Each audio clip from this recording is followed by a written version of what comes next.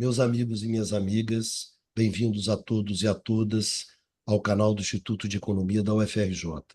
Eu sou Ronaldo Bicalho e esse é o Conversas sobre o Mundo Contemporâneo. É uma mesa redonda que discute as grandes questões do mundo atual. Nesse programa de número 81, eu gostaria de conversar com vocês sobre o México. O México que está saindo de uma eleição na qual foi vitoriosa a candidata do partido do governo, o Morena, que é a Cláudia Sheinbaum. A Cláudia teve 58% dos votos e representa uma continuidade do governo anterior, governo do López Obrador, que implementou políticas sociais bastante fortes, que implementou um aumento do salário mínimo, enfim, governou para o pessoal do andar de baixo, como dizia o nosso grande amigo Eduardo Costa Pinto. Houve um reconhecimento da população. Obrador chegou ao final do seu mandato como o presidente mexicano mais bem aprovado, o índice de aprovação mais alto, e isso, evidentemente, foi importante no resultado das eleições mexicanas. Então, nesse programa, nós vamos conversar exatamente sobre isso, o que significou a vitória da Cláudia Sheinbaum no México, a vitória da esquerda mexicana, quais são suas implicações e também as causas dessa vitória, né? O que explica essa vitória e o que a gente pode esperar a partir da agora do México. Hoje, aqui para a nossa discussão, estão presentes os nossos amigos. Bem-vindo, Luiz Carlos Delorme Prado. Prazer estar aqui novamente, é sempre uma satisfação. O nosso valoroso Bicalho, apesar da gripe, enfrentando essa nossa gravação aqui, né, depois das 10 horas da noite, Tudo, demonstra a tudo bem, sua... né? Tudo bem, né, Pradinha? Porque, além do mais, o tema é maravilhoso, né? O O México tema é sempre é um ótimo, o tema tema é ótimo. sensacional. País É, muito, muito, muito interessante. nós vamos precisar hoje muito do nosso âncora segurando, porque senão nós vamos até de manhã. Vamos até de manhã, né? Porque é um assunto, um tema fascinante. Eduardo Baixa. Tudo bem, Baixazinho? Tudo bem? Boa noite. Cara, feliz de estar aqui, né? E um salve especial para o nosso Bicalho que está aqui na raça hoje, né? Como o Luiz Carlos já adiantou, né? Mas os ouvintes talvez já tenham percebido nessa primeira fala, né?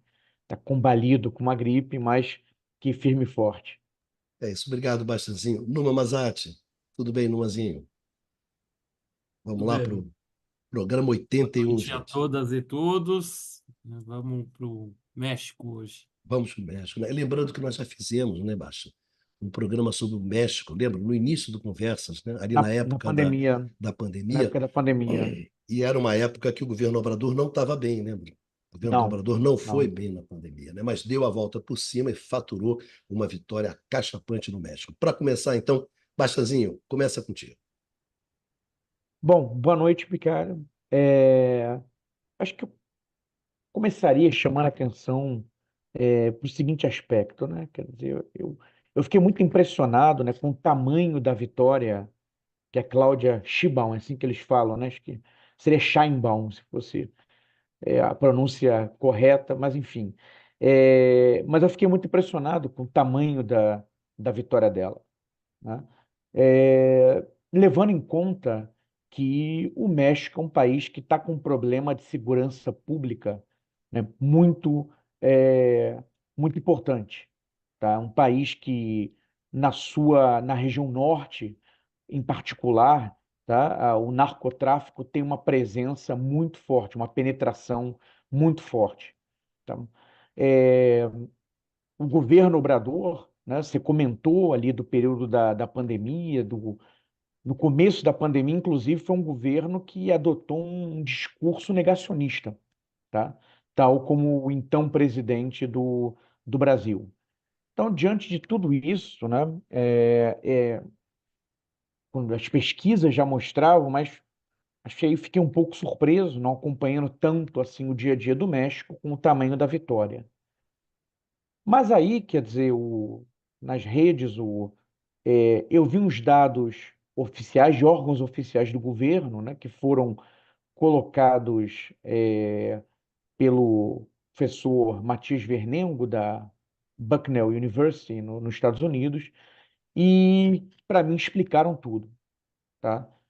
Porque não é apenas, Bicalho, como você salientou, o fato dele ter governado, o Obrador ter governado para o andar de baixo, tá? Mas foi o tamanho, tá, o salto que foi dado pelo pessoal de baixo no período do governo dele, tá? O tamanho a dimensão dessas políticas, tá? Pegando aqui, por exemplo, o dado da renda média do trabalho da população ocupada, tá? Numa comparação do governo Obrador com seus dois predecessores, tá? Enquanto, do ponto de vista desse indicador, tá? No governo do Felipe Calderón, houve uma queda de 10,3%, tá? No acumulado do período de governo. No governo do Henrique Peña Nieto, houve uma queda de 1,2%, tá? No acumulado do período de governo. E no governo López Obrador, tá? Houve um crescimento de 17,4%, né, nessa variável, renda média do trabalho da população ocupada, no acumulado, né, do seu período de governo. E outro dado, talvez até mais significativo, né, emblemático, foi a recuperação do poder de compra do salário mínimo.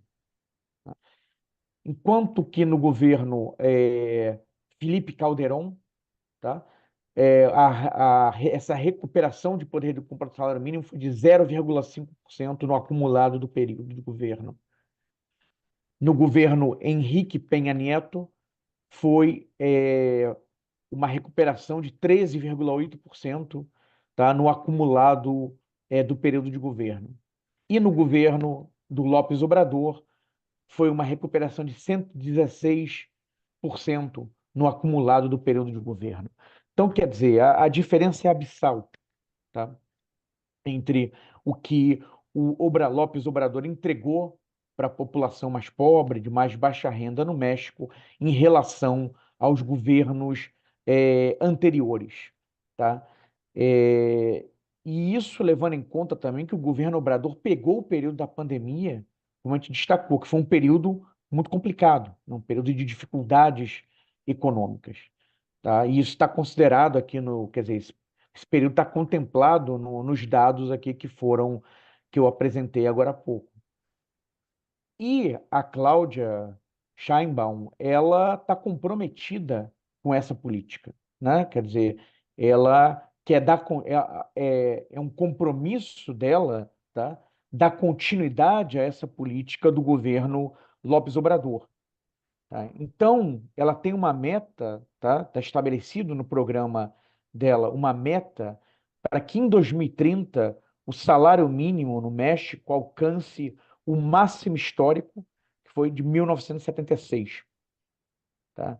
É um projeto em duas fases, tá? E há outros indicadores, né? Numa primeira fase, até 2026, a ideia é que o salário mínimo seja o equivalente a duas vezes por cima, né, do valor que delimita a linha de pobreza por renda urbana no México.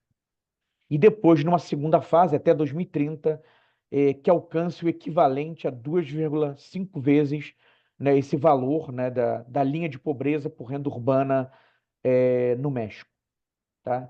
Então, quer dizer, esse é um carro-chefe, tá? Foi um carro-chefe do governo Obrador e também da Cláudia Sheinbaum. É assim que ela se apresentou, né? E é isso que ela está nessa primeira movimentação, é isso que está sendo sinalizado. Tá? E eu acho que, então, depois o Numa e o Luiz Carlos vão poder explorar, tá, essa dimensão com mais detalhes. Mas, antes de passar a palavra, né, quer dizer,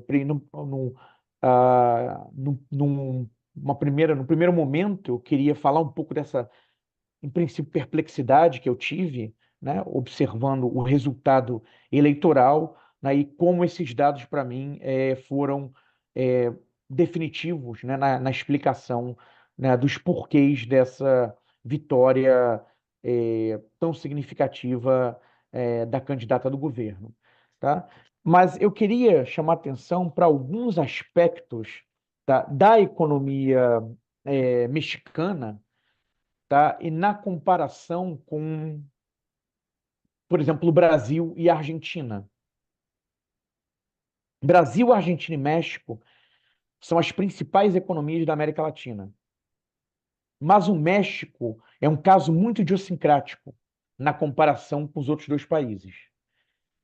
Tá? O México tem uma relação de integração, tá, com os Estados Unidos que os outros dois países não chegam nem perto. Tá? Eu estava olhando dados da UNCTAD, tá? As exportações mexicanas, as exportações para os Estados Unidos representaram quase 80% das exportações mexicanas no ano de 2022. Tá? E a outra face, né, dessa relação muito estreita, né, com os Estados Unidos, e que claramente é explicada pelo NAFTA, né, pelo acordo que foi firmado, o acordo do comércio do Atlântico Norte, firmado no começo dos anos 90 com os Estados Unidos e Canadá, tá? Mas, enfim, a outra face dessa relação tão próxima do México com os Estados Unidos é um peso muito menor, né, da China na economia mexicana, contrariamente ao que está acontecendo no Brasil e na Argentina, em que as relações com a China adquirem uma importância crescente. Tá? Do ponto de vista do comércio exterior, o peso da China como destino das exportações, o montante de exportações mexicanas, por exemplo, para a China é ridículo na comparação com o montante que vai para os Estados Unidos. Agora, um outro aspecto também desse tipo de integração que o México constituiu com os Estados Unidos e que acaba levando a características distintas na comparação com o Brasil e a Argentina, é o fato que o México não passou por um processo de desindustrialização como o que vem ocorrendo no Brasil e na Argentina. Tá? E isso se traduz também no comércio exterior. Tá? As exportações de bens manufaturados representam 81% do total das exportações mexicanas. Tá? Hoje em dia, as exportações de manufaturados representam só 25% das exportações totais brasileiras e 18% das exportações totais da Argentina. Tá? Então, essas são algumas características da economia mexicana, tá? E da sua inserção internacional que a distinguem com as economias dos outros dois países mais importantes, das economias mais importantes aqui da América Latina. Tá? É claro que é, essa, essa ausência de desindustrialização, desse processo de industrialização, também traz consigo, quer dizer, algumas características, né, particulares do México, do ponto de vista de que tipo de indústria que se desenvolveu no México e que permanece no México. Mas isso eu acho que vocês vão poder explorar melhor. Tá? Então, queria levantar essas duas bolas para o Luiz Carlos e para o Numa cortarem, né? Quer dizer, e darem continuidade aqui na nossa conversa. Bom, obrigado, Baixa. Lembrando que essa eleição foi a maior eleição mexicana, né? Você teve eleição para presidente, para governador, para o Congresso e para algumas prefeituras, né? E o que acontece que é importante é que o Morena conseguiu ter maioria no Congresso. Então, Sim. tem maioria na Câmara e acho que empata, né, E, com o aliás, um Senado. aspecto, deixa eu só chamar a atenção para um Sim, tá. ponto, e é um ponto polêmico, né?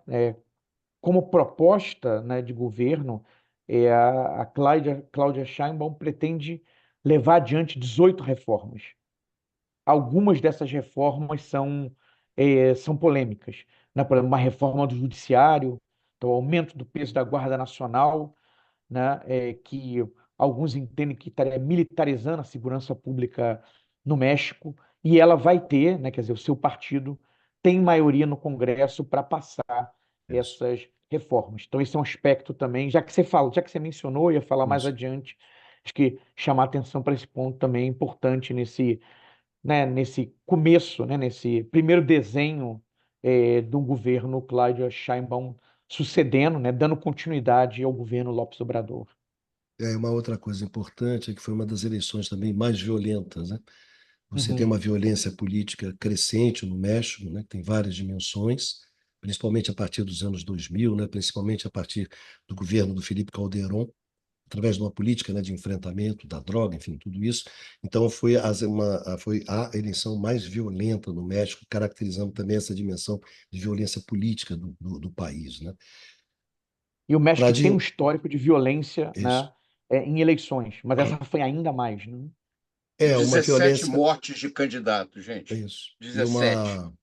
Aqui nós tivemos o choque ter a Marielle. Você imagine, numa eleição como no México, 17 Marielle. 17 candidatos a deputado, né, da Câmara foram assassinados É nessa uma eleição. violência assim que ela não tem uma influência no âmbito da eleição federal, né?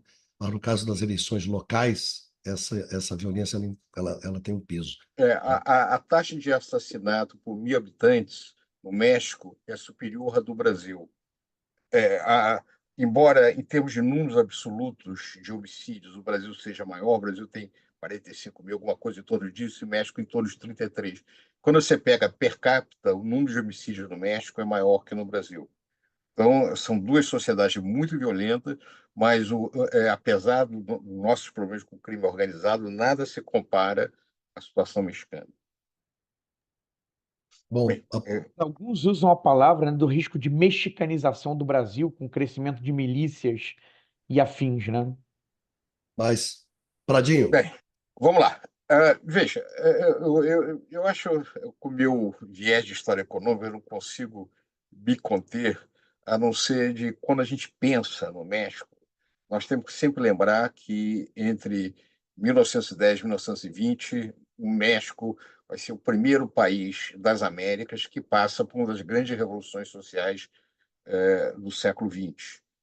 É uma sociedade muito interessante, um peso cultural gigantesco, a influência da cultura mexicana. Quando você pensava América Latina no pós-guerra, México era a grande referência, não apenas pela sua importância no campo da arte, das artes plásticas, os grandes panelistas, pela importância da UNAM, Universidade Nacional do México, o Museu Antropológico do México. Então, é uma sociedade muito rica sobre esse ponto de vista. Agora, desde a década de 90, nós vemos, apesar disso que você falou, Baixa, do papel da exportação manufaturada no México, essa relação do México com os Estados Unidos, ela afetou profundamente a sociedade mexicana e coloca o México numa situação muito difícil, apesar de todos os problemas da nossa realidade aqui brasileira, do ponto de vista econômico. Porque você pega a balança de pagamentos, por exemplo, embora o México tenha esse volume de exportação, ele tem um déficit em balança comercial. Quer dizer, ele funciona como uma plataforma de exportação para os Estados Unidos. No comércio bilateral, os Estados Unidos é um grande destino de exportação para o México, mas ele é muito menor como fonte de importação. O México também surge como um espaço para a entrada de produtos de outras regiões nos Estados Unidos. Aliás, essa relação comercial México-Estados Unidos, que começa no NAFTA, em 1992, quando você tem a assinatura para o nosso público, é o Acordo de Livre Comércio da América do Norte. Foi o primeiro desses acordos com essas características aqui entre um país industrial avançado e um país em desenvolvimento. Na verdade, você tinha dois países, que eram o Canadá e México, Canadá, Estados Unidos e México. O NAFTA já foi um acordo com muita desigualdade, dava um tratamento muito diferenciado. Houve uma grande resistência nos Estados Unidos à aprovação do acordo, mas, de certa maneira, colocava a economia mexicana a reboque da economia americana. Essa ideia de estabelecer um conjunto de acordos comerciais que claramente tinham um conjunto de desequilíbrios, na época o Bush tenta esticar isso para o resto das Américas, inclusive para o Brasil, a famosa iniciativa das Américas, a criação de uma ALCA, de um tratado de livre comércio que incluía até mesmo o Brasil. O Brasil resistiu muito a isso, na época com muitas dificuldades, porque era sempre acusado de ser contra o progresso, a expansão do comércio, mas foi uma decisão absolutamente acertada. Hoje, o México, de alguma maneira, ele procura caminhos para se afastar um pouco desse cenário, mas, como dizia um ex-presidente mexicano, pobre México não é tão longe de Deus e tão próximo dos Estados Unidos. Então, o peso da economia americana acaba tendo esse papel no caso do México. O México é um país que tem uma curiosidade, ele tem uma taxa de desemprego baixa, inclusive de jovens. Tem uma explicação para isso. O canal de imigração clandestina para os Estados Unidos abre espaço para que os desempregados, principalmente os desempregados jovens, encontrem, de alguma maneira, uma posição dentro da economia americana. Apesar de todas as barreiras, o número de imigrantes clandestinos no México é muito grande e muito maior do que todos os outros imigrantes clandestinos nos Estados Unidos. Não apenas clandestinos, tem muitos imigrantes legais mexicanos também. A gente sempre tem que lembrar e a metade, quase, uma parte muito grande do México foi, na verdade, conquistada, tomada pelos Estados Unidos no século XIX.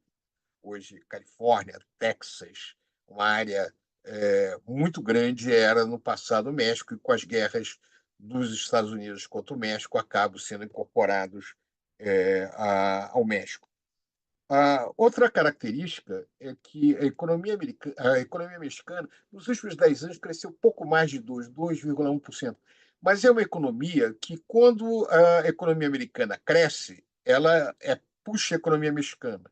Quando a economia americana cai, ela empurra para baixo a economia mexicana. Então, e ela oscila mais do que a economia americana. Então, ela vai a reboque, piorando mais quando a situação é ruim nos Estados Unidos e dando um sinal um pouco melhor quando a situação melhora. O México tem algumas coisas curiosas. Por exemplo, o México não tem uma extrema-direita forte, né? Na verdade, houve uma tentativa de entrada de uma extrema-direita no México, uma figura que também foi um influencer, etc., que tentou vir, mas ele não conseguiu nem se candidatar a presidente da República, não tem representação eleitoral. Nessas eleições, você pega os 3 grupos principais, quer dizer, tanto o Morena, que é o partido que ganhou, o PAN, Partido de Ação Nacional, que na verdade é uma coalizão com a Galvez, que é um partido de centro-esquerda, que pega o antigo PRI, que era um partido tradicional do México desde a Revolução, né, que é muito parecido com o nosso PMDB no Brasil, tem algumas características muito, muito similares, é uma coisa meia com muitos figuras locais importantes. O PRI se aliou ao PAN, que era um partido à direita do PRI, para formar uma base contrária à coalizão da esquerda liderada pelo Morena, né? Inclusive, nessa liderança do Morena, que é a coalizão de esquerda, tem inclusive um PT, né? Que tem até estrelinha, até curioso, que é um partido dos trabalhadores de lá. Tem, na verdade, vários grupos do gênero. E o mais à direita, que é o Jorge Araiza, que ganhou 10% do voto, se coloca como uma espécie de PSDB. Ele foi originado no PRI, mas depois se afasta um pouco sob a alegação de que o PRI tinha problemas de corrupção e vai um pouco, passa a ser um partido mais próximo do mundo empresarial, mas nunca conseguiu muita coisa dentro disso daí. É muito curioso, eu estava lendo um artigo do Jorge Castanheda. Jorge Castanheda é um professor da New York University que foi candidato à presidência no México, foi ministro do Fox de Relações Exteriores. É uma figura que lembra muito o Fernando Henrique Cardoso. É um grande intelectual que começa na esquerda, ele começa no Partido Comunista do México e termina a vida sendo uma figura de direita, liberal, e muito frustrado, porque, apesar do seu brilhantismo, nunca conseguiu ser um grande sucesso na sua tentativa de carreira política. Aliás, Fernando Henrique foi mais bem sucedido que ele, porque chegou à presidência. Ele nunca chegou, ele só ficou naquilo que foi a posição anterior do Fernando Henrique, que é ministro de Relações Exteriores, do Fox, que é uma figura de direita.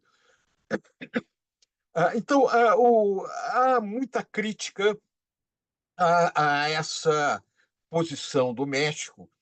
Agora, apesar do peso da esquerda, uma curiosidade, só para se ter uma ideia, apenas 19% dos mexicanos se consideram de direita, enquanto um país como o Brasil, 35% dos brasileiros, isso é uma pesquisa daquele Americans Barometer. Eu tenho muitas críticas a esse, mas de qualquer maneira dá um pouco de ideia. O Brasil é o país disparado com a esquerda mais, com o maior número de pessoas que se apresentam de esquerda. O Brasil tem uma de esquerda, de direita. A esquerda no Brasil é relativamente pequena, perto da direita. O México, ao contrário, ele tem a grande maioria, metade da população se considera de centro, e o número de pessoas que se consideram de esquerda é muito grande. Apesar disso, o México ficou tão atrelado à situação americana que, quando Trump resolveu reformar o NAFTA, fazendo um novo acordo que é ainda pior para os interesses mexicanos, o México não teve alternativa a não ser topar. Isso foi, se eu não me engano, 2017, 2018, o chamado Acordo EU-México-Canadá, em inglês é o USMA, que vai substituir o NAFTA. Esse acordo tem ele põe a possibilidade, por exemplo, de barreiras unilaterais na área de agricultura, que não é permitido na OMC, abre mão de um direito da OMC. Os Estados Unidos passa a ter isso. Tem inclusive, uma parte só sobre agricultura, onde que se refere a Estados Unidos e México. Tem a questão de compras governamentais, que não pode ter discriminação. Tem limites às decisões do judiciário mexicano. É muito complicado. Tem uma série de coisas sobre legislação trabalhista que permite os Estados Unidos fazer uma série de retaliações. Ou seja, quando você lê o texto, diz assim, como é que um partido de esquerda teria assinado alguma coisa do gênero? É porque o México, de certa maneira, é refém também dessa relação bilateral. Então, o México, nesse sentido, ele é muito contraditório. Não é uma situação tão simples. Ele não conseguiu transformar essa capacidade exportadora numa indústria autônoma, poderosa, com capacidade de iniciativa. Ao contrário, ele consegue cobrar muito poucos impostos. A receita tributária do México é baixa. Isso é uma das coisas que dificulta a luta contra a questão das drogas, fora a tragédia, que é o fato de que o grande mercado consumidor das drogas do México é o seu vizinho do norte, que é também um grande fornecedor de armas por narcotráfico. Então, que também contribui para a grande corrupção que você tem no norte do México, no México todo, mas problemas, erros no passado, onde o México colocou as Forças Armadas para reprimir o narcotráfico, isso acabou gerando corrupção de setores vinculados a isso, uma série de problemas do gênero. Então, se o México, nesse sentido, essa cara complicada da América Latina, de ser muito contraditória, é levada ao seu extremo pela sua posição geográfica. Eu tenho várias outras coisas a falar, mas vamos circular um pouquinho, passar por uma, e depois nós retornamos e acrescentamos algumas coisas. Obrigado, Prado. Lembrando também que desde 2018 está em vigor no México uma lei que é a lei da paridade de gênero. Então, foi uma decisão mexicana de que você tem que ter 50% de mulheres, 50% de homens no executivo, no legislativo e no judiciário. Quer dizer, não é 50% de candidato, né? É um avanço bastante significativo digamos assim, nessa dimensão cultural do México. Inclusive, Prado, durante essa eleição foi feita uma pesquisa na qual você perguntava aos mexicanos se eles se sentiam à vontade de ter uma presidente mulher.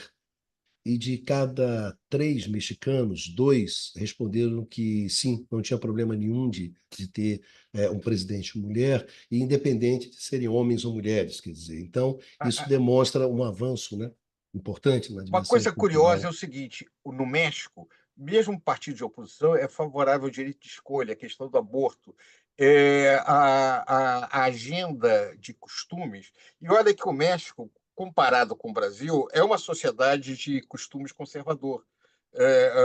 Você até compara as novelas mexicanas com as novelas brasileiras. Aquelas novelas mexicanas eram só coisa muito tradicional, muito daqueles valores que no Brasil já não se são tão difundidos. No entanto, quando você compara a situação do México atual e do Brasil, é um contraste absurdo, né? O espectro partidário do México é muito mais progressista do que o espectro partidário no Brasil, por exemplo, para a gente comparar dois grandes países latino-americanos. Numa Mazate,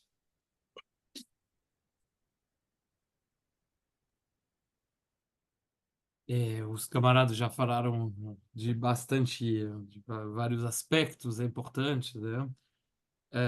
Como foi apontado pelo Eduardo, a questão social, assim, os avanços na questão social, em particular na questão do salário mínimo, a questão das pensões também, né, que foram não somente aumentadas, mas também que foram estendidas a categorias que até então não beneficiavam dessas pensões. Por exemplo, muitas mulheres que não tinham tido atividades remuneradas não recebiam pensões no México. O López Obrador colocou, enfim, estendeu o sistema de pensão, uma pensão mínima, né, para justamente as pessoas, mesmo as pessoas que não tinham tido emprego ou contribuições, né, para justamente a previdência. Então, isso é um elemento muito importante,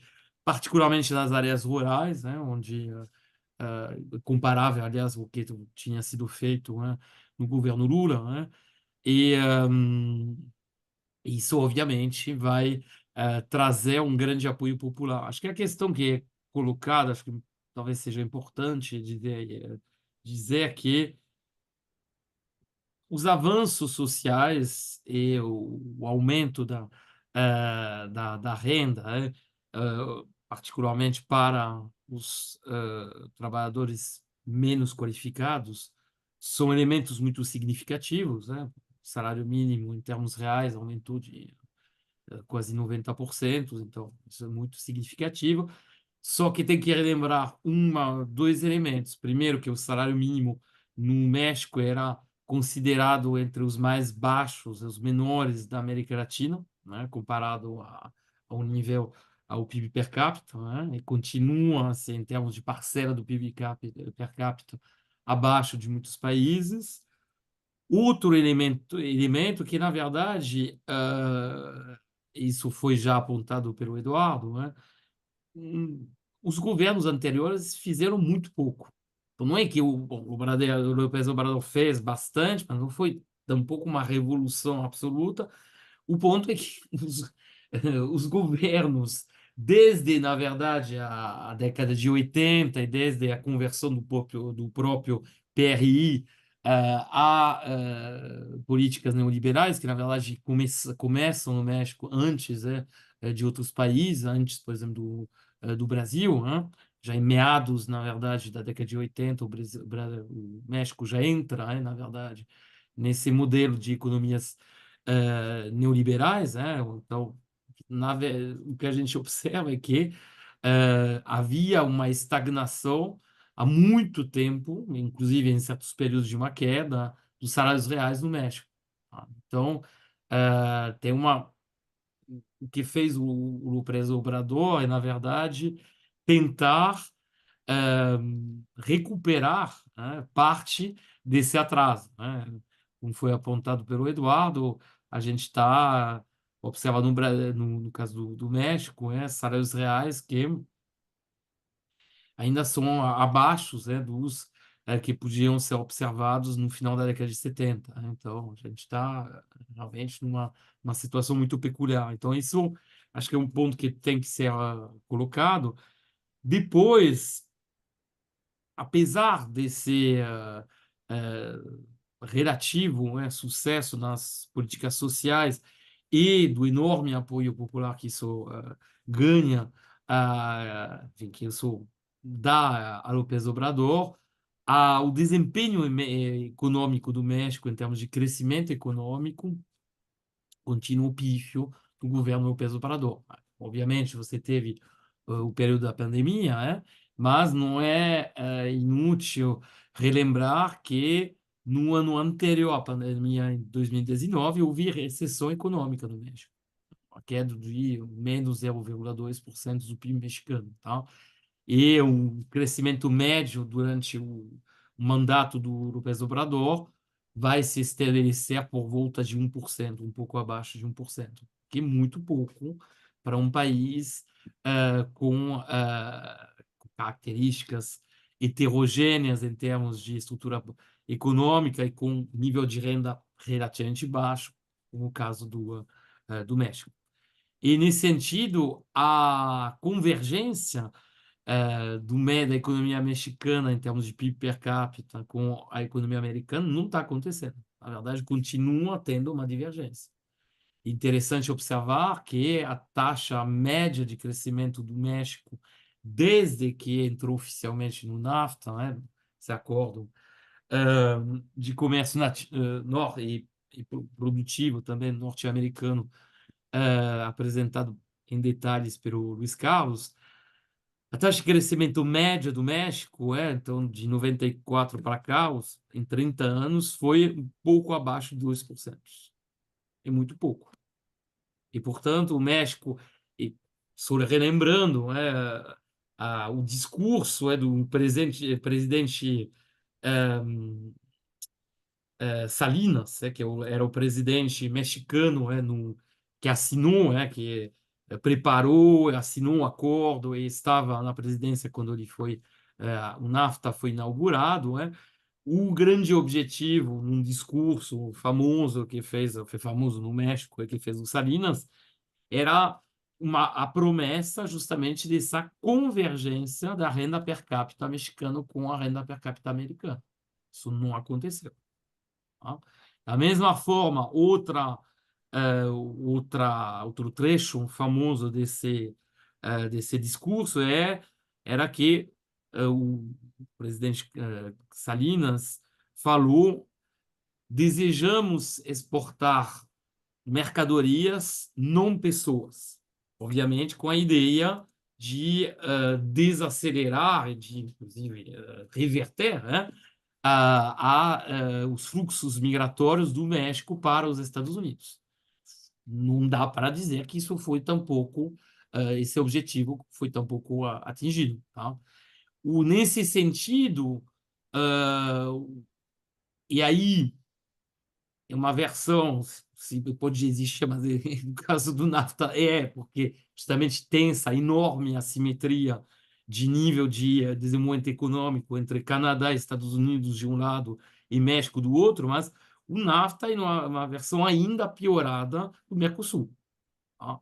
seja, não como o Mercosul, não entregou nada do que era para entregar, e, pelo contrário, o único aspecto, isso sim, o único objetivo que foi atingido foi de transformar o México num grande exportador de bens manufaturados. Tá? De facto, se a gente pegar os dados do ano passado, que acabaram de sair, né, que foram publicados pela Nexstat, enfim, pelo Instituto Nacional de Estatísticas do México, os bens manufaturados representaram um pouco mais de 89% das exportações mexicanas no ano passado. Isso é absolutamente considerável. O petróleo, por exemplo, só representou 5,6%, sendo que 40 anos atrás o petróleo era mais da metade das exportações mexicanas. Então, a diferença que apontou o Eduardo corretamente entre o perfil exportador do México e o perfil exportador de países como o Brasil e a Argentina é claramente mostra, assim, claramente o resultado, na verdade, do NAFTA. Então, nisso, realmente, o NAFTA foi algo que moldou uma nova estrutura produtiva e uma nova estrutura das exportações mexicanas. O México deixou de ser um exportador de matérias-primas, né, para se tornar um grande exportador de bens manufaturados, só que quase que exclusivamente atrelado, se tornando fornecedor quase exclusivo dos Estados Unidos. Né? Mais de 83% das exportações mexicanas são destinadas aos Estados Unidos, mais uns 4%, mais ou menos, para o Canadá, ou seja, mais de 87% das exportações são para os outros países do bloco, enfim, do NAFTA. Então, isso quer dizer que há uma dependência absoluta e total da economia mexicana, inclusive dessa mudança estrutural da economia mexicana, em relação aos Estados Unidos, que é muito problemático em vários aspectos. Como já foi apontado pelo Luiz Carlos, bom, você tem uma influência dos Estados Unidos sobre a economia mexicana que é, vamos dizer, que se dá num grau absolutamente descomunal. Tá? E a assimetria é total. E, na verdade, se a gente for entrar no detalhe dos acordos, mais do que do acordo em si, das evoluções, da jurisprudência, porque não esqueçamos que, na verdade, no caso de um país como os Estados Unidos, de common law, é a jurisprudência, na verdade, que vai dando, assim, vai estabelecendo a forma de funcionar determinado arranjo institucional, no caso, arranjo econômico comercial, e o que a gente observa é uma juridificação dessa relação entre México e os Estados Unidos para o proveito exclusivo dos Estados Unidos. Ou seja, qualquer tipo de conflito comercial, conflito produtivo, vai ser julgado em cortes americanas, seguindo a lei americana. E, por exemplo, se o México, já foi colocado, quiser mudar suas leis trabalhistas, mudar suas leis ambientais, ele vai ter que enfrentar acusações por parte dos Estados Unidos, na verdade, de empresas americanas que são implantadas no México, de distorcer a concorrência, de criar elementos assim não de regulação que escapam ao mercado, enfim, a gente vê já o tipo de elementos. Bom, isso vale, obviamente, também para outras áreas. Né? A gente sabe que, por exemplo, agências de segurança americanas, né? Por exemplo, a DEA, né? A Agência Antidrogas Americana, tem uma tem uma jurisdição no México, no território mexicano. Então, uma gerência absolutamente incomum, né? De ter agentes de segurança interna de um país, de um outro país que podem atuar num país como o México. Então, essa assimetria entre Estados Unidos de um lado e México do outro, né?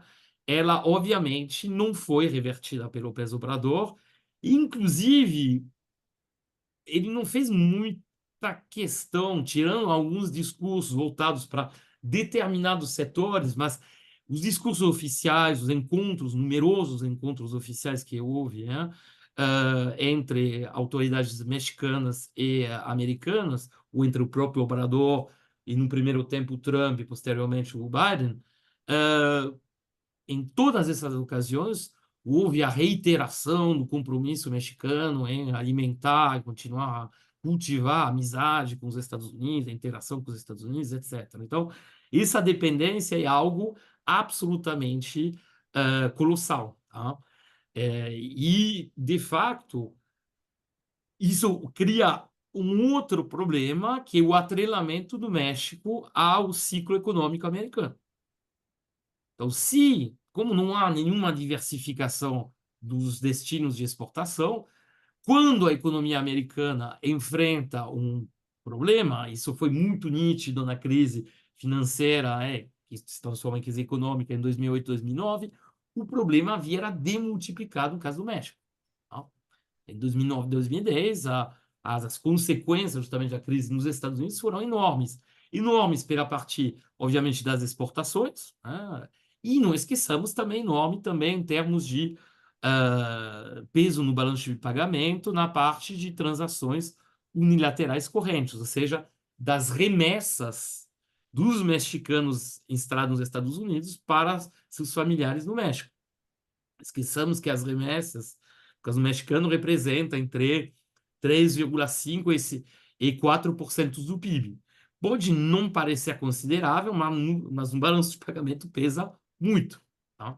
E, obviamente, se houver um problema, como houve na crise, ou mais recentemente, como houve durante a pandemia, durante a qual muitos dos mexicanos estados no México, nos Estados Unidos, que tinham uma precariedade de um emprego, muitos deles, inclusive, situação ilegal, foram os primeiros a perder seus empregos, e aqueles que se encontravam em situação de ilegalidade, obviamente, não receberam nenhum tipo de ajuda, nenhum tipo de auxílio, ao contrário do resto da população americana. E, portanto, isso levou a uma queda drástica das remessas dos migrantes mexicanos nos Estados Unidos para o México. Tá? Ou depois tem outros elementos que eu gostaria de frisar, mas vamos passar a palavra para os camaradas. Pradinho, só antes de te dar a palavra, é que o Numa citou os Salinas, né? Salinas de Gortari, né? O Numa, eu estava no México, no final dos anos 80, garoto ainda, e eu me lembro de num domingão, assim, um domingo muito agradável, muito bonito, e ficar caminhando pela cidade e fui parar num gigantesco anfiteatro assim a céu aberto, né? Aí eu vi que estava acontecendo alguma coisa ali, aí fui entrando no anfiteatro, descendo, e aí vi que tinha muitos camponeses, né? Era uma manifestação do PRI, né? Final dos anos 80, do PRI, e eu lembro bastante que eu fui descendo, descendo, descendo, até chegar assim, na mesa central, onde estavam as pessoas que estavam apresentando. Aí, rapaz, era o De La Madrid e o Gortari, cara. Os dois caras. Aquilo era uma manifestação do PRI no meio da cidade, como no México, uma coisa muito tranquila, né? O México tem essa coisa, né, Preda? É muita, muita gente, mas uma certa tranquilidade, etc. E foram, Brácio, eu nunca vi nenhum presidente da República mais perto do que os dois presidentes mexicanos, assim, a 5, 6 metros, assim. Não tinha Mas isso eram polícia, outros não tinha. tempos. Hoje, Eram outros hoje, tempos, né? Não agora, não tinha é ainda isso, não. explodido nada, É, etc. Então, para você ter uma ideia do que era o México ali no final dos anos 80 e do Salinas, né? Que era um bandido de primeira, né? A propósito, né? Se transformou numa figura melancólica, realmente. Mas eu lembro do seu Salinas de Gortari. Tadinho, eu queria pegar umas coisas de questão social que o Numa comentou. O México é um país que, apesar do discurso de esquerda, ele, sob o ponto de vista social, ele está muito atrás do que o Brasil, por exemplo. Eu estou falando muito a comparação com o Brasil, embora a questão internacional, porque eu acho mais fácil, inclusive, para o público que está nos ouvindo, entender um pouquinho essas comparações. Por exemplo, a arrecadação tributária, o gasto público referente ao PIB no México é em torno de 26%. O Brasil é mais de 30%. O peso do governo, a capacidade de arrecadação é muito limitada. O México tem uma expectativa de vida que já foi maior que a brasileira, mas hoje é bem menor que a brasileira. Ele tem problemas de política de saúde. Então, apesar de toda a situação atual do governo, ah, a agenda progressista do México está devendo muito. Fora essa questão da violência, e realmente o Obrador não tinha uma boa resposta. O Obrador procurou responder isso numa perspectiva social, ele tinha até um dito que, em vez de bala, um abraço, mas, na prática, ele não tem uma boa estratégia para enfrentar essas questões de violência e corrupção no México. Aliás, isso é um problema tradicional da esquerda, né? Nas Américas, a dificuldade de lidar com a questão da segurança, que faz com que as Américas, com exceção do Canadá, tenham entre as regiões do mundo maior número de homicídio e várias outras coisas. Inclusive os Estados Unidos, como país industrial avançado, é o país de maior número de homicídios entre o grupo dos países industriais avançados. Então, o México tem muito dessa questão. Então, não há, eu continuo sem ver nenhuma estratégia para efetivamente dar uma certa autonomia no México. E, aliás, o NAFTA, lá atrás, de 91, ele foi diferente da criação tanto da Comunidade Econômica Europeia e depois do Mercado Comum da União Europeia, que havia fundos na Europa, para explicar também para o nosso público, há fundos para equalizar a renda dos diversos países, a transferência de recursos para infraestrutura, etc. No NAFTA e no acordo de 2017 não há nada disso. Não há nenhuma política de apoio ao México para melhorar a situação de infraestrutura, de transferência social. O objetivo só beneficia as empresas e ajuda a concentrar a capital. Outra coisa que é uma tragédia para o México, o México tem um número de imigrantes a cada ano em torno de 300 mil pessoas saem do México para os Estados Unidos, que é o triplo do número de imigrantes para o resto do mundo, em especial para os Estados Unidos. O Brasil tem em torno de 100 a 120 mil imigrantes por ano, com uma população. A população do México é 130 milhões, a nossa 200 milhões. Então, nós temos um terço do número de imigrantes por ano, e que já é uma tragédia para a gente, em comparação com o México. Por que isso é tão ruim? Porque não saem as pessoas piores, saem jovens, pessoas com algum grau de formação e que, de alguma maneira, são importantes para contribuir para a expansão, para o crescimento do país. A taxa de natalidade do México, tal como no Brasil, caiu abaixo de 2. Então, o México, como no Brasil, vai envelhecer sem enriquecer. Ou seja, nós vamos ter problemas, como nós vamos ter problemas de uma população crescentemente mais velha, o México também vai ter, com piores condições do que a gente. Então, é uma situação, embora a gente tenha eu tenho uma imensa simpatia pelo a universidade, a UNAM, nós, quando vemos aquela maravilha do investimento público na UNAM, né, os magníficos painéis, isso nós não temos na UFRJ. Infelizmente, os governos no Brasil não investiram na universidade, como aconteceu, por exemplo, no caso do México, mas eu tenho. Quando você olha a situação do México, apesar da posição da esquerda, eu não consigo ver com otimismo. Eu vejo com imensa preocupação, com a imensa dificuldade de ver o México sair da armadilha que ele criou nessa relação cada vez mais próxima com os Estados Unidos. Eu acho que tem uma coisa interessante com relação à Cláudia. Em primeiro lugar, quer dizer, nas avaliações, em primeiro lugar, se diz que ela seria mais à esquerda do que o Obrador. Em segundo lugar, que ela teria uma maior preocupação com a participação da sociedade civil. Então, por exemplo, na questão, Ela é Basta, um grande quadro político, só ela é chamar um grande, atenção disso, né? exatamente, ela é um grande É. quadro político. E eu acho que às vezes você vê comparações com a Dilma, né? A relação Não, não tem Lula-Dilma, comparação. eu acho que não procede porque a Cláudia ela tem uma carreira política.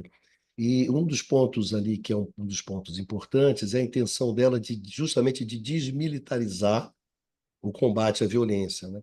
Que desde o Felipe Calderón, lá em 2006, né, você vem num processo acelerado de militarização do combate à violência, e onde você chega no governo Obrador, e como você disse, acho que até foi o Basta que disse, né, que não houve uma mudança significativa nesse tipo de militarização.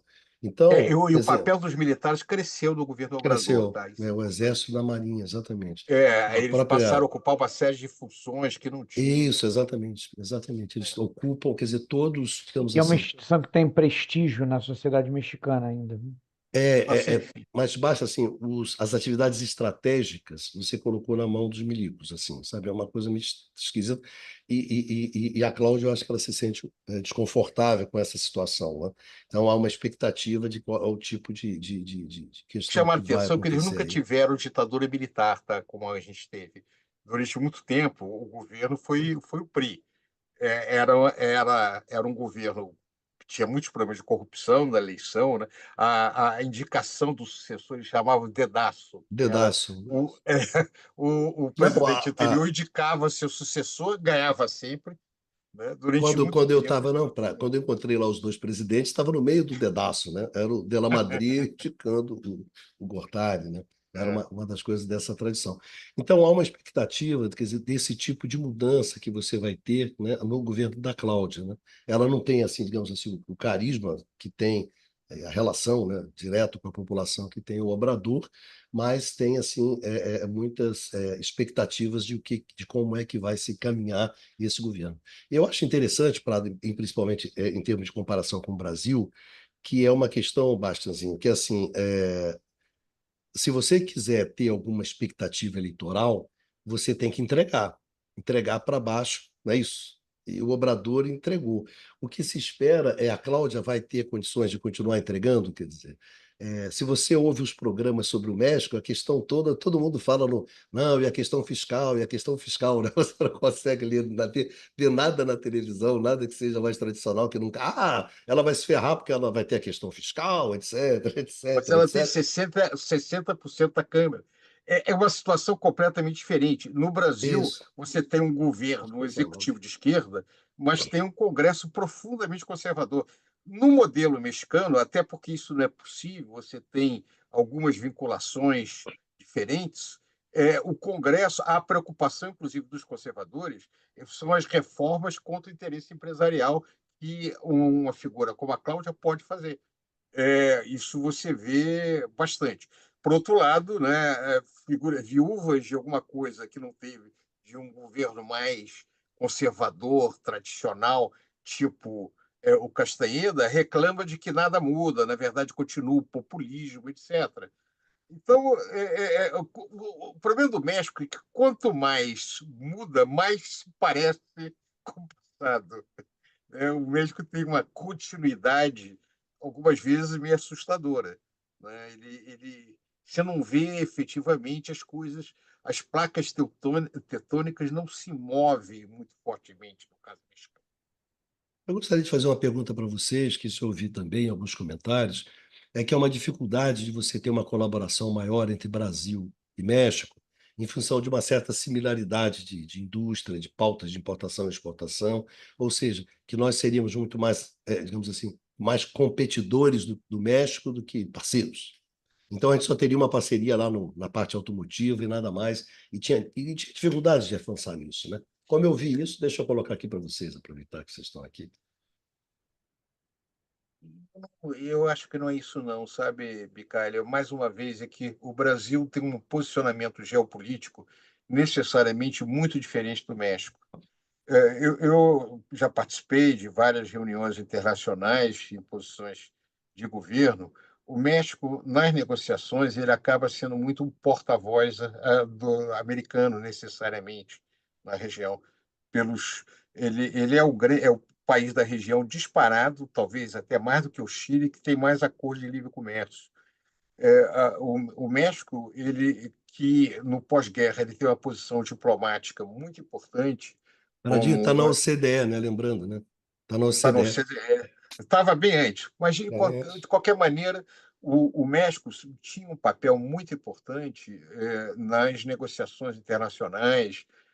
Ele foi importante no movimento Terceiro Mundo, etc. Mas atualmente ele não pode ter mais esse papel, porque ele está prisioneiro de determinados compromissos que ele assumiu.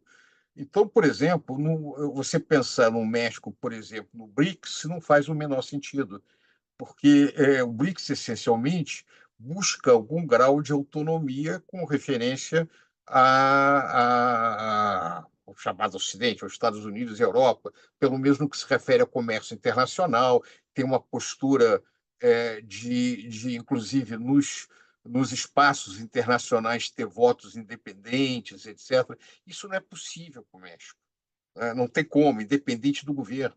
Ele está prisioneiro dos seus compromissos.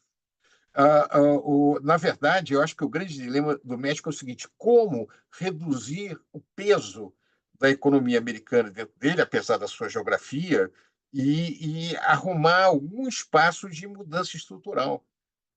Porque sem isso ele não consegue se mover, não consegue fazer nenhuma política. Você imagina, não faz sentido o México, falando da questão da indústria. A base industrial do México, hoje, com referência ao PIB, é muito maior que no Brasil. Mas você pega o valor adicionado, é muito baixo. O México ele importa de vários lugares do mundo, inclusive dos Estados Unidos, e exporta para os Estados Unidos. Ele, na verdade, a sua contribuição é mão de obra mal remunerada. De alguma maneira contribui para emprego, etc., mas, inclusive, ele tributa muito pouco essas atividades dentro do país, o que é muito ruim. Lumia, vai fundo.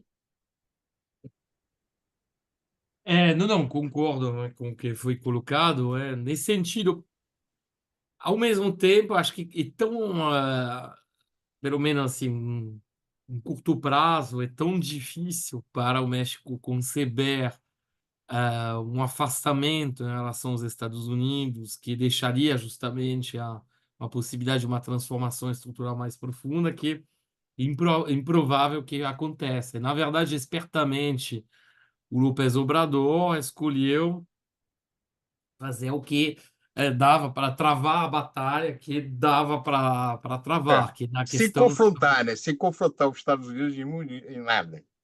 Como? Sem confrontar os Estados Unidos em nada. Isso, mas tentando justamente agir na parte social, tá? Se a Claro, gente é for o que ele pode pensar, fazer. Fazer uma o que sociedade um dá, pouquinho melhor. Claro, isso ele pode. exatamente, o que dá para fazer bom, no fundo, melhorar a vida das pessoas, só que o problema é como é, e que ele poderia mesmo assim ter feito muito mais, tá? Porque o López Obrador tem um lado fiscalista, então ele veio com uma história. O que ele fez, na verdade? Ele reorientou o gasto, não é que aumentou muito o gasto público no México, tá? Ele reorientou os gastos, ou seja, ele cortou gastos na parte de saúde, tá? Porque tem que lembrar que em 2018, ou seja, o presidente toma posse, acho que em dezembro de 2018, mas em 2018, acho que 16%, somente da população mexicana não tinha acesso a nenhum tipo de cobertura de saúde, tá? A expectativa de vida do Brasil ultrapassa o México em 16. Tá? E desde então está bem acima, apesar de todos os governos ruins que a gente teve desde então. O que mostra a saúde do México vem acompanhando a americana, piorando em termos de expectativa É, de vida. Né? E piorou mais então, do que a do Brasil durante a pandemia. Como o Bachan falou, a política a mexicana durante a pandemia foi ruim. pois é, então se passa de 16% da população de 2018 que não tinha nenhum acesso a serviços de cobertura de saúde a quase 40% atualmente. porque o López Obrador cortou uma série de programas de saúde popular, né? Então, isso é extremamente problemático, tá? Sendo que, inicialmente, nas promessas de campanha realizadas lá em 2018, havia uma promessa de uma universalização do sistema de saúde. E aí, bom, como apontou agora o Luiz Carlos, em relação ao Brasil, isso é uma diferença enorme. O Brasil tem um SUS, e mesmo durante o governo anterior, mesmo com as falhas e o sucateamento e o financiamento insuficiente do qual beneficia o SUS, bom, ele existe, é universal. E no caso do México, na verdade, você está indo no caso, na direção oposta. Então, isso em si é um problema. Da mesma forma, o gasto em educação superior, o gasto em pesquisa, tudo isso foi cortado. Porque, na verdade, a ideia era simplesmente reorganizar a estrutura do gasto público. Tá? Salários também de funcionários públicos foram cortados, né? Os salários mais elevados. Então, tem o problema no López Obrador, a meu ver, é esse lado fiscalista. Tá? E um lado fiscalista que, ainda por cima, não foi acompanhado de nenhum tipo de revisão enfim, de reforma tributária, porque, na verdade, as alíquotas no México de imposto de renda e de imposto sobre os lucros são muito baixas. Deveriam ser aumentadas de forma significativa. Né? Quando você compara, já que a gente fala da OCDE, bom, abaixo de qualquer outro país da OCDE. Aliás, é curioso, bom, isso é uma observação, né? Até recentemente, o México, sendo o único país subdesenvolvido que fazia parte da OCDE, sempre quando você pegava os dados da OCDE, tinha um pequeno asterisco sobre a média na OCDE, tinha um pequeno asterisco e embaixo você olhava sem contar o México. Seja, sei lá, para a taxa de analfabetismo, para a expectativa de vida, etc. Porque a realidade mexicana não é a realidade de um país avançado em termos econômicos. Isso é fato, né? Você tem a pobreza, o que caiu um pouco no López Obrador, mas caiu de 43% para 37%. Não é uma maravilha. E a extrema pobreza, pelo contrário, aumentou. Tá? Os investimentos que seriam absolutamente fundamentais para modernizar toda a agricultura abaixo de uma linha, ao sul de uma linha que passaria pela Cidade do México, ou seja, a parte sul do país, não foram feitos. A reforma, bom, só voltando atrás, dando um pouco, seguindo o nosso historiador econômico, o México, depois da Revolução, de facto, promoveu uma reforma agrária. Mas a reforma agrária, na prática, só atingiu a parte sul do país. A parte norte, que já tinha uma agricultura mais avançada, bom, houve acordos dos proprietários de terra com as autoridades locais, conseguiram meio que escapar da reforma agrária. Tá? E, de fato, tem um contraste enorme entre a produtividade da agricultura do norte do México, e apesar dos problemas de acesso à água, etc., é muito produtiva, segue um padrão assim moderno, né, de agricultura, comparável ao agrobusiness no Brasil, e toda a parte sul que ainda é muito pouco produtiva. E nesse sentido é curioso, enfim, é significativo que mais de, assim, oscila de um ano para outro, né? 60% e 70% das importações de milho, é uma base da alimentação. Milho, bom, no México é que nem um arroz aqui, ele serve para fazer as tortilhas, né? Então, ele é a base de alimentação. Então, 60% a 70% desse milho importado dos Estados Unidos. Tá? E isso tem problemas também muito vinculado à questão da imigração, porque muita gente que migra hoje em dia para os Estados Unidos, na verdade, vem dessa parte sul do país, onde a agricultura é muito pouco produtiva, não permite ter uma renda suficiente, onde se concentra boa parte da pobreza do país, tá? Que ainda é muito significativa. Então, os problemas que existem são enormes, na verdade, né? A gente vê o governo, não há crescimento de 1% é muito pouco, né, para um país como o Brasil, como o México, não há convergência. Tem leis trabalhistas que continuam bastante, vamos dizer, pouco protetoras, e não vi uma verdadeira reversão, em relação à liberalização que foi promovida desde a década de 80. Você tem esse acesso ao sistema de saúde que foi baixando, né? Você tem setores importantes, do Estado, ligados à educação superior, à pesquisa, etc., que foram sucateados. Então, tem muitos problemas. Porém, como foi apontado inicialmente pelo Eduardo, o mero fato de ter melhorado significativamente, não é pouco, né, a renda dos mais pobres, isso é muito significativo, porque o salário mínimo no México ele é importante justamente para esses estratos mais pobres da população, ou como é o caso, aliás, no Brasil, né, tem esse atrelamento, então é a explicação, mas realmente o México ainda tem, enfim, no caso, a nova presidenta do México, né, vai ter muito trabalho, né? E ela não parece ter sinalizado, ela não sinalizou uma reforma tributária durante a campanha, não sinalizou grandes mudanças estruturais, não sinalizou tampouco o caminho de uma universalização do sistema de saúde. Então, veremos. Talvez ela faça isso, mas ainda tem muito para fazer e tem margem para fazer, né? Obviamente.